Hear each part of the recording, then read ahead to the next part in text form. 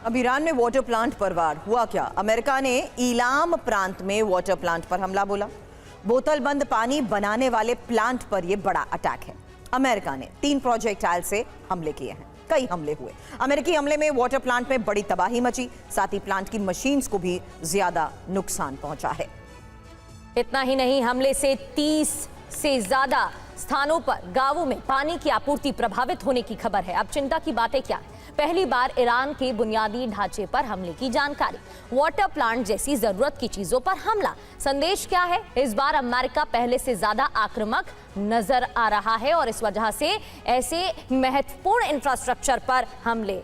Air commodore SP Singh sir, जिस तरीके से ये हमले हो रहे हैं और वो भी सिर्फ अमेरिका की तरफ से, ऐसा तो नहीं कि ये स्ट्रैटेजी का हिस्सा है कि पहले अमेरिका की तरफ से बेसिक बुनियादी ढांचों पर हमले कर ईरान को कमजोर किया जाए और फिर एंट्री होगी इजराइल की और फिर डबल अटैक होगा? देखिए, ये बिल्कुल ऐसा हो सकता है, इसमें कोई डाउट नहीं है।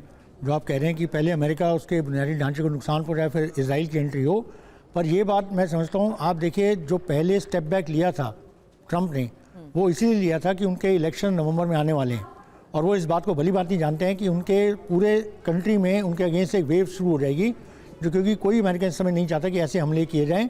और जब आप बुनियादी ढांचों पर हमला करते हैं तो जो पब्लिक ओपिनियन है वो आपके अगेंस्ट हो जाता है, चाहे आप जितने भी बड़े पॉपुलर लीडर क्यों ना हो। और ये ऐसा होने पर जो है उनको अपना खुद नुकसान बड़ा हो सकता है। ये आई एम श्योर ये उनके वहाँ पर डिस्कस जरूर हुआ होगा, उनके एडवाइज़र ने बताया होगा।